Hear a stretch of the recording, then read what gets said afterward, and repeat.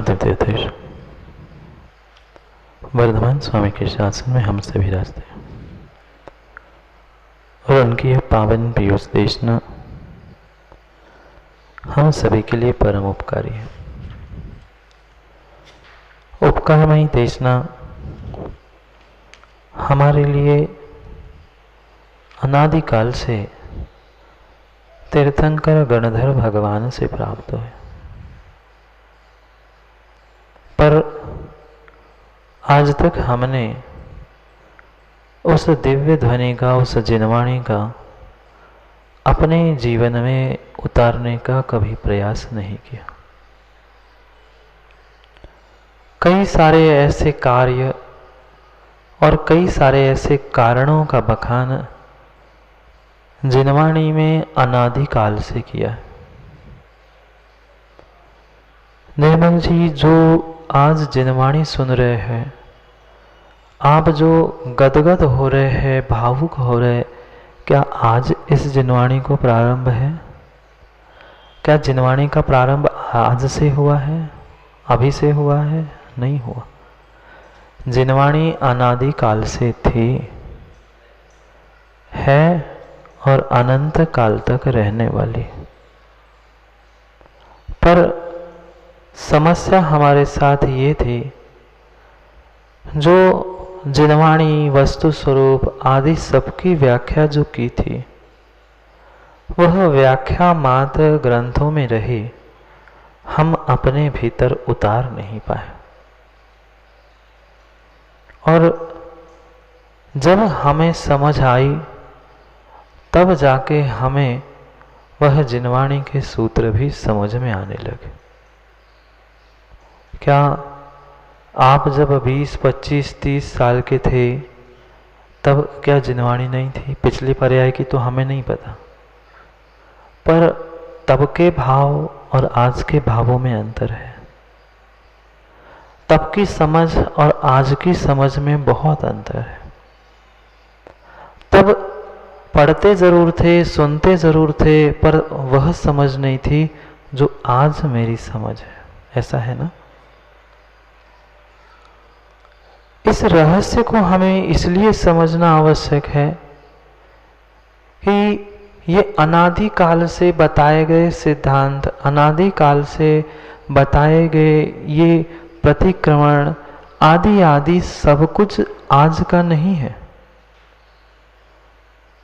पर आज तक हमने जो ग्रंथों में लिखा है, गुरुजनों ने कहा है, उसे भीतर उतारने का और समझने का कभी प्रयास ही नहीं किया। पढ़ा, पढ़ने की मना नहीं थी, पढ़ा हमने, खूब पढ़ लिया, पर समझने का अभी समय आया है, क्योंकि हम अपनी गलतियों को समझा रहे। ये प्रतिमाएं, उनके अतिचार, ये कोई पंचम काल की व्यवस्था नहीं है। भले ही गौतम गणधर द्वारा ये प्रतिक्रमण सूत्र आदि प्रदान किए हैं, ऐसा कहा जाता है, पर उन्होंने मात्र उस स्वरूप को लिपिबद्ध किया है। उन्होंने प्रतिमा, उनका स्वरूप, उनके अतिचार आदि कुछ भी बनाया नहीं है, उन्होंने बताया है। कहने का हमारा अभिप्राय ये है कि जो आज हमसे गलतियां हो रही है, वह कोई पंचम काल के जीवों की मात्र गलतियां नहीं है। अनादि से व्रत थे, महाव्रत थे, अणुव्रत थे, नियम थे, यम थे, और उनके अतिचार अनाचार भी थे।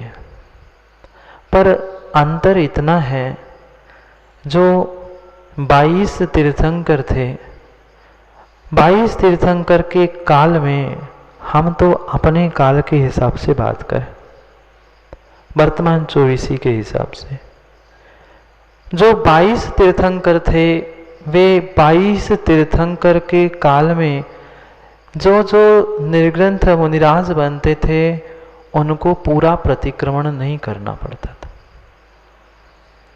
प्रतीक सोच रहा है बहुत अच्छा होता, पूरा पढ़ना ही नहीं पड़ता। जितने दोष उनसे होते थे उतने ही दोषों का प्रतिक्रमण उनको करना पड़ता था। पर 24 में से 2 ऐसे तीर्थंकर, ये भी बात आगम में ही लिखी है, पर 24 में से 2 ऐसे तीर्थंकर थे, उन दोनों के काल में उनके शिष्यों को उनके शासन काल में दीक्षित होने वाले मुनिराजों को पूरा प्रतिक्रमण करना आवश्यक है। चाहे आप दोष करो, नहीं करो, कम करो, ज़्यादा करो, तुम्हें पूरा प्रतिक्रमण करना आवश्यक है।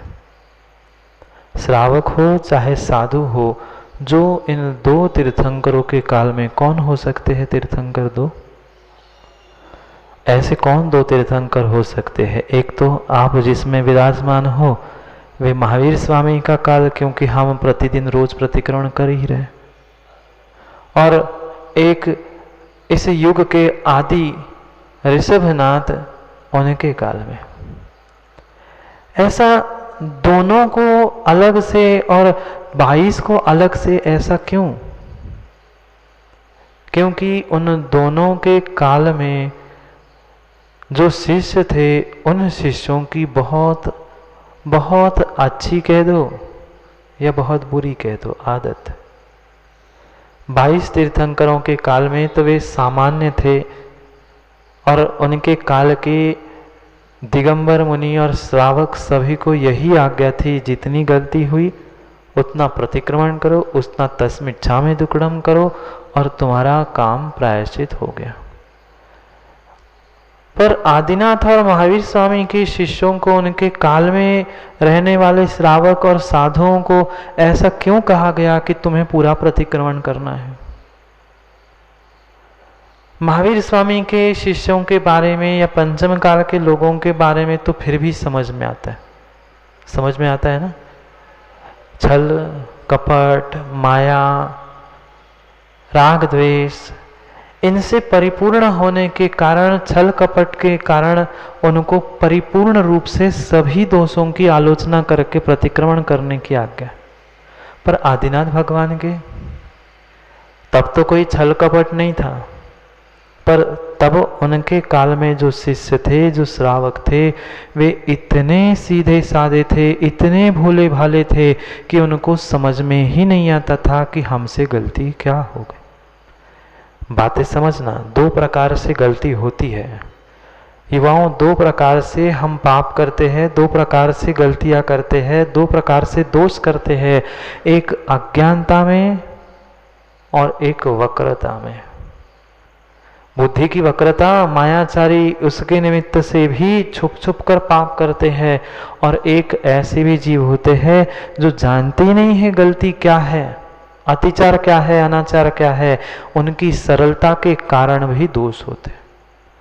तो आदिनाथ भगवान के शिष्य के काल में उनकी इतनी सरलता थी, इतने सरल थे कि अनजाने में ही उनके बहुत सारे दोष घटित हो जाते थे। इसलिए उनको और महावीर स्वामी भगवान के काल की लीला ही अपरंपार है। जितना कहो उनके परिणामों के बारे में, उनके परिणति के बारे में, उतना कम है। कम है कि नहीं? रोज सुनने के बाद भी ऋतिक भीतर से भाव हुए क्या?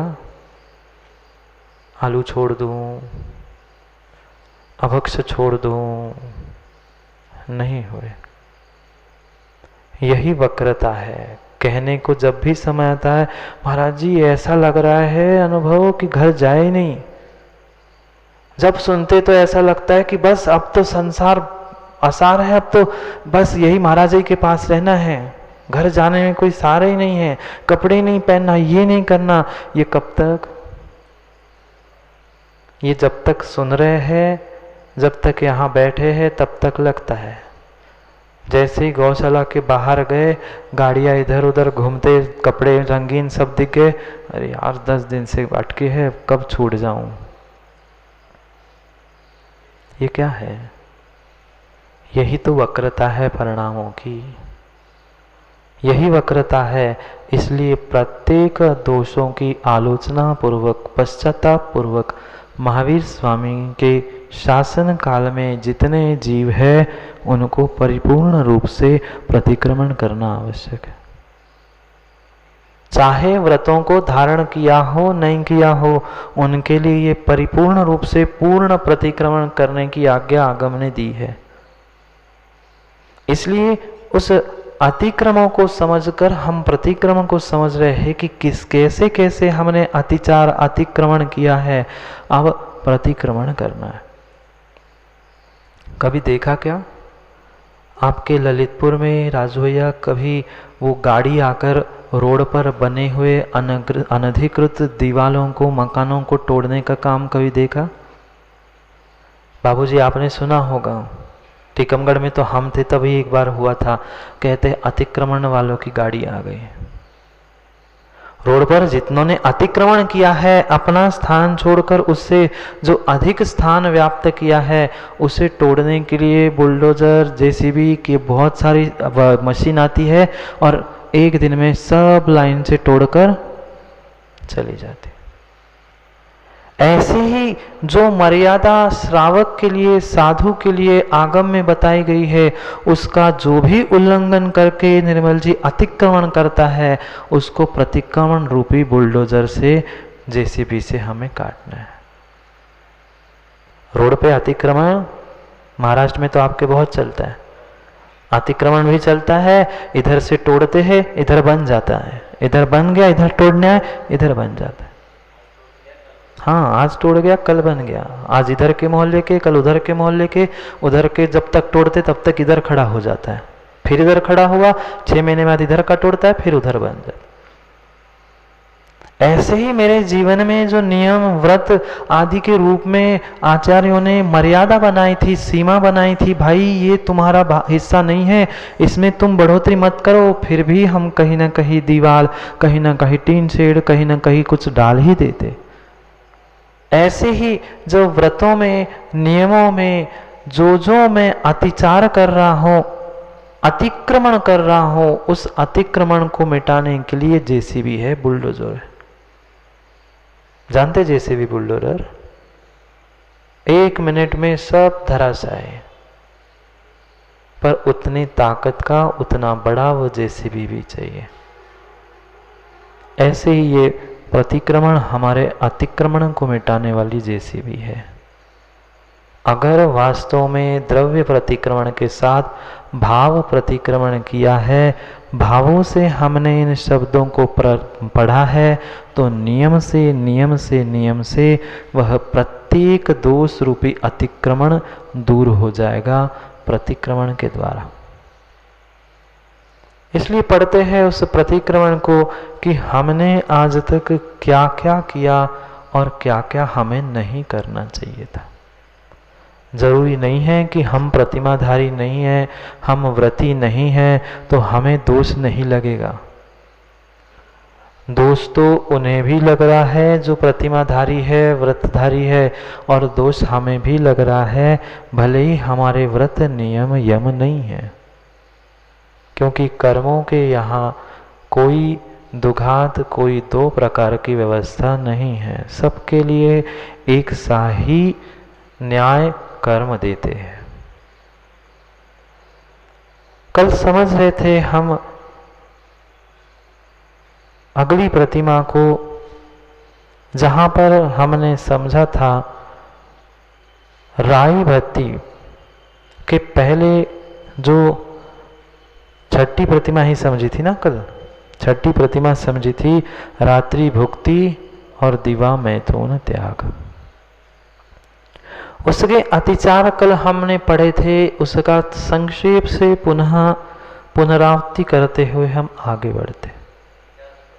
हाँ क्या अतिचार पढ़े थे ना, नवमी ब्रह्मचर्य से प्रतिमा का स्वरूप पढ़ा था मान। अच्छा, प्रतिमा का स्वरूप पढ़ा था, कोई बात नहीं, अतिचार एक ही शब्द में लिख दिए है आचार्य भगवंतों ने। परिक्रमा में भंते राय भक्त परिमाएं रात्रि भुक्ति दिवा मैथुन नाम की छठी प्रतिमा में जो भी मुझसे अतिचार लगे हो उसके ऊपर, भैया ये 6 नंबर लिखा है ना, जो हाँ बस ये कर्सर जहाँ पे, हाँ राय भक्ति पड़माए, रात्रि भुक्ति दिवा में धोन प्रतिमा में, नवविह ब्रह्मचर्यस्य दिवा जो मैं देवियो राइयो। जो 9 प्रकार से ब्रह्मचर्य का और 9 प्रकार से रात्रि भोजन का त्याग कर देना, उसका ही नाम वह छठवीं प्रतिमा रात्रि भुक्ति और दिवा मैथुन त्याग थी। उसके अतिचार क्या है? जो 9 कोटि से, 9 कोटि यानी 9 प्रकार से, कैसे कैसे? मन से, वचन से, काय से, कृत से, कारित से, अनुमोदना से। 3 गुना 3 9 हो गया। इस 9 प्रकार से जो रात्रि भोजन और 9 प्रकार से दिन में मैथुन, ये भले ही हम शरीर से भोजन नहीं कर रहे हैं, पर मन में विकल्प है, अरे यार अब उपवास हो गया है, अब तो चतुर्दशी खत्म हो गई, 12 बजे ऋतिक चतुर्दशी समाप्त हो जाती है, 1 बजे से भाई साहब उठ के बैठ गए, 1 बज गया, रात के दिन वो तो खत्म हो गई चतुर्दशी। पिया नहीं, पर किंचित भी मन में आया, मन से, वचनों से, शरीर से, कृत, कारित और अनुमोदना, किया हो, कराया हो और करने वालों की अनुमोदना।